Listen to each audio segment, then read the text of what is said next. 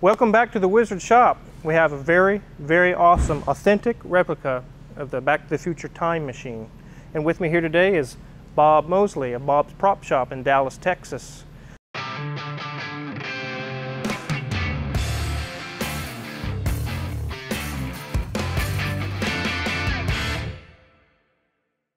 He does. Tell us about it. What do you do? The Ecto 1? Oh, we do all the movie cars from the 80s. We do the DeLorean Time Machine replica, Ghostbusters Ecto 1, Knight Rider, Jurassic Park, the A-Team, Scooby-Doo.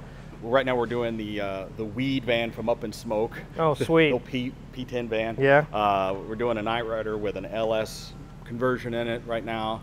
And we're building our 30th time machine at the shop. 30th? Right 30th, yeah. This car is my sixth car, which was a car that we sold on a TV show called Auction Kings on Discovery Channel back in 2011. And the guy that bought the car just stored it in his warehouse all these years, never touched it, and now all of a sudden he wanted to, you know, sell it back to me. He asked me if I wanted it. Amazing. So what actually got you started with Bob's Prop Shop? How did you start the whole business of doing this? Well, my name was VideoBob because I was a TV engineer. You know, I worked for a TV network, and I used to build mobile production television trucks. So I learned some fabrication skills doing that. I invented a few things for the television industry. Had been submitted for an engineering Emmy for building one of the first all-digital television trucks, and so I knew how to make lights blink and how to make things, you know, and make monitors and stuff. So in 2003, I bought a DeLorean. And I just started tinkering in the garage, making flex capacitors and all the stuff that went in the car, and there was such a response that I just kept going with it.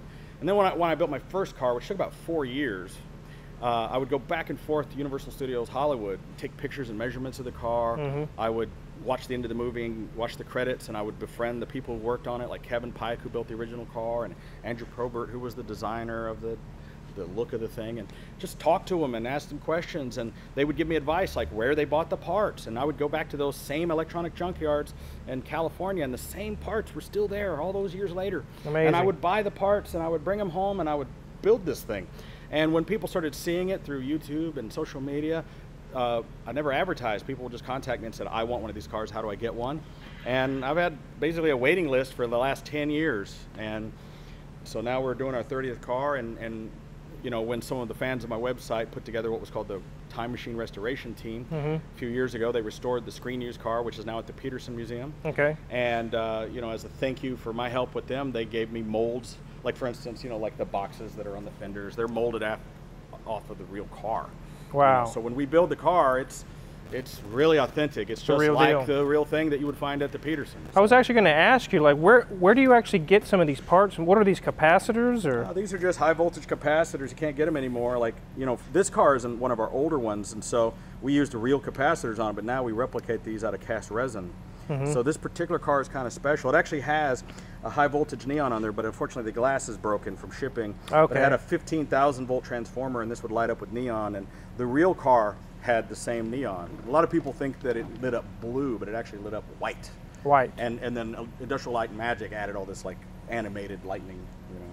But what was funny about it is when you would plug it in, you would get what's called a corona effect. It would build up static, and it would shock the crap out of you if you touched it. Oh wow! But it doesn't do that. It's not turned on right now. Watch out, Hoovy! You might get shocked. Yeah. This is cool. It's awesome, isn't it? Yeah, I mean, it turns a lot of heads and it gets a lot of attention. And this car was built to be totally screen accurate in the rear, which is not a good thing because the rear is completely open. You know, water can get in there, and you can't open the engine compartment because of the way the vents mount. So we've modified those things in our current builds so that you can access the engine easily. And you know, this is sort of an experimental car back when we built it. You actually have like two different models, this Mr. Fusion, and then you have the plutonium version, don't you? Yeah, the plutonium version. This is one of the issues with building the car is prior to 9/11, you could go to a junkyard and buy vintage aircraft parts. Right. A lot of the things that come off here come off of, you know, like Cobra helicopters and things. So the turbine that's on the plutonium chamber You can't buy that anymore legally. Right. You know, because it goes to a jet, you know, helicopter. And if you could buy it, it'd be like $6,000. But we have one, and we replicated it and cast it in actual metal. I see. This is a coffee grinder from like Macy's. Oh, wow. Yeah, you put your coffee beans in the top, you'd set that timer, and then you'd get your coffee beans in there. I hear, what are you doing, Hoovie? It's clicking. That's the timer for the coffee beans. So that's an actual coffee grinder. You know, if I hadn't cut the cord off of it, you could put beans in there and make coffee. Amazing. Let's go take a look at the other side. Actually, let's take a look at these. How do you actually make these? Is that just stock aluminum, or? Back in the old days when we were first doing it, we cut it out with a jigsaw. Oh, yeah? A template, a cardboard template that was based off of originals, and then, you know, they're welded and bolted together. Now, I have a metal company. They laser cut all these out for me and weld them for me. But, you know, just like the real car, you have to take all these little screws out to drop this bottom half off in order to open the engine compartment. And we've modified the new one so that this is moved out of the way so that you can get to the engine easily. It looks like there's a light in there. It actually lights up. Yeah, there's actually a giant fog machine we'll show you in a minute under the hood, and it pipes like through an exhaust all the way under the car, shoots fog out of the back, and then those lights come on and illuminate the fog. Amazing. I was actually, when I first looked at this, when you pulled it off the trailer a minute ago, I looked at these and was like, what in the world is that? You were in the military, weren't you? Yeah. These come off of, these are like, well, these are replicas of the original, like titanium push rods that were used in like helicopters and airplanes. You know, like they're a rod that, you know, I don't know military aircraft, but they came off of a plane or a helicopter or something. I think Bell Helicopter might have made them. Okay. And so we just like took a solid piece of aluminum and turned it and anodized it to make that, you know, to make it look like the thing. This is really amazing craftsmanship here.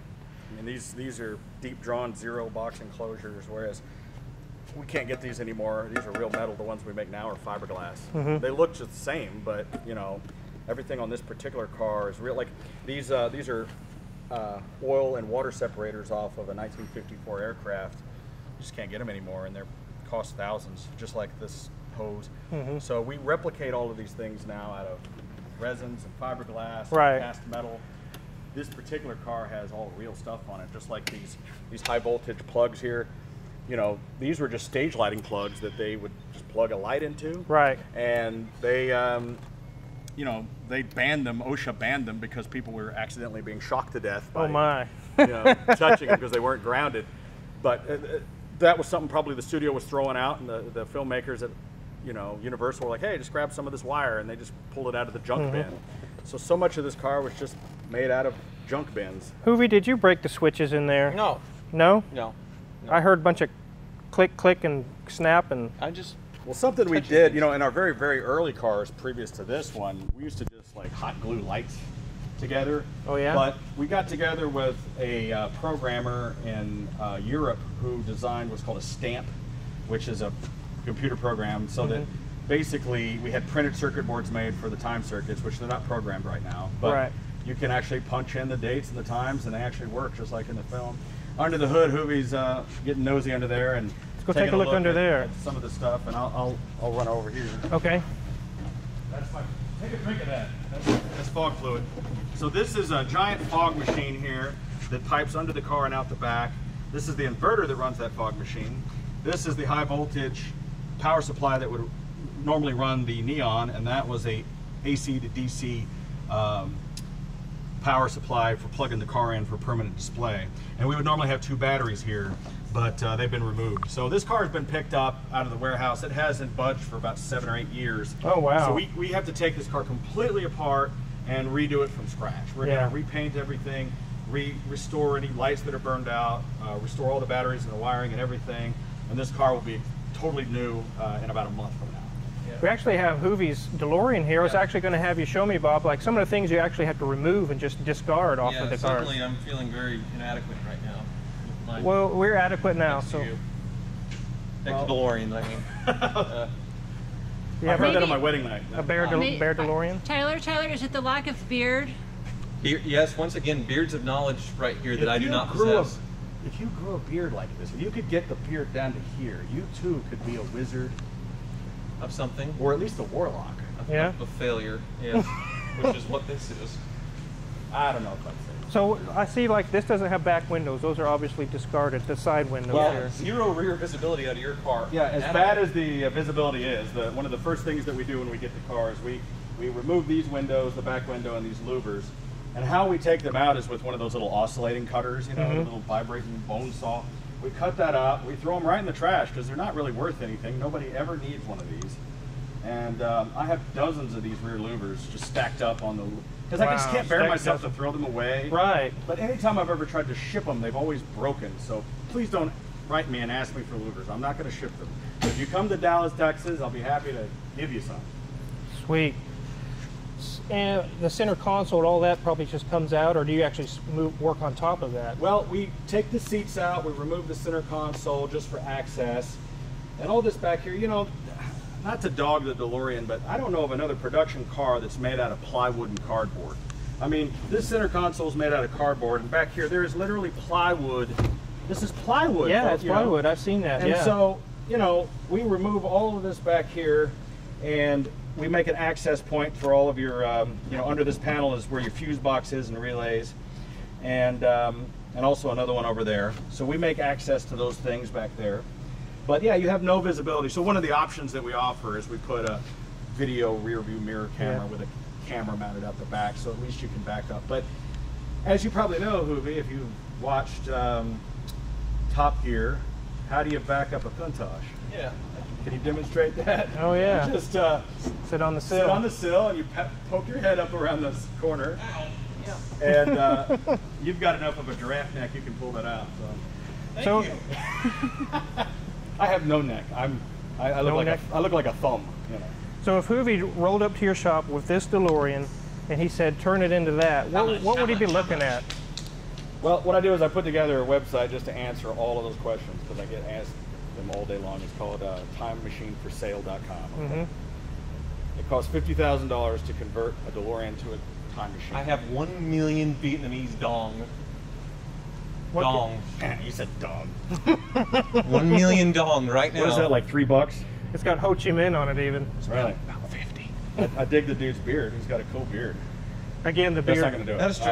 Okay. So we could do it in about a month or two, depending on, it depends on how much work we have to do to the car. So, for instance, your car has a black interior. The movie car had a gray interior. Right. So a lot of times what we will do is we'll go ahead and replace the actual seat leather with gray leather.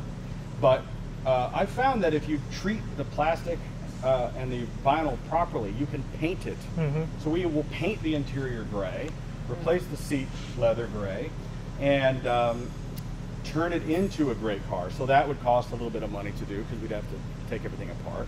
We would go through the car and make sure everything is right on it. And one of the things we do is we keep everything separate. So what I mean is we don't alter any part of the DeLorean. We put in a separate fuse box, electrical system, power system, so that nothing on the actual car is modified because of the time machine. Because it's a DeLorean, you're gonna have to work on it, and we need to make it easy for you to do that. So, like, you know, the part of that panel comes out really easy so you can get back there to your relays and fuses and things. And we learned the hard way. You know, I mean, after doing 30 of these cars and touring them all over the country, we ran into every possible scenario, whether it's the clutch not working like this one today or whatever it is. You have to be ready for those things. So you basically know these cars inside and out pretty much. I'm not going to stand here and say that I'm an expert. I still have to call upon the DeLorean community, and that's what's great about this car is there's a huge DeLorean community. Because there is. Aside from the 6,000 or so owners that exist, there's probably another 20,000 people who just worship this car and know everything about it. And there's DeLorean service centers all over the country that you can go to. So there's actually more support for this car than probably that Previa van over there. You'd be surprised. Way more. Oh yeah. I mean, people buy like a production car like a Viper and go, oh, I can just get parts. But believe it or not, there's tons of parts left over for the DeLorean. They intended to build like 30,000 cars a year, and they only built like 9,000. So DeLorean of Houston, they have rows and rows of fenders and doors and stacks of motors, and they can do engine modifications to take it from the 130 horsepower up to about 200, which isn't too bad. Custom exhaust systems and reproductions of almost everything that you need for the car. So we'll go through the car and put any of those things in that the customer needs to make it usable. But I tell the customer, I go, look, this isn't something you want to drive around. When you take this thing out, it stops traffic, and a lot of times it stops traffic because it breaks down in the middle of the road wherever you are.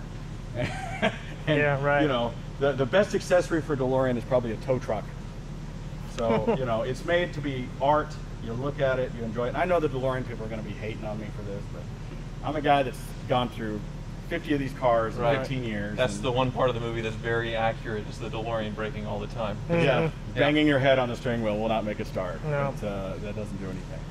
But, you know, hearing you talk about some of the issues you had with your car, like in the past you had a separate fuel pump and fuel sender, and then DeLorean came out with like an all-in-one kit, and they also have the original version. So you might want to just replace your fuel sender or that whole system, because I know you had to redo your boot.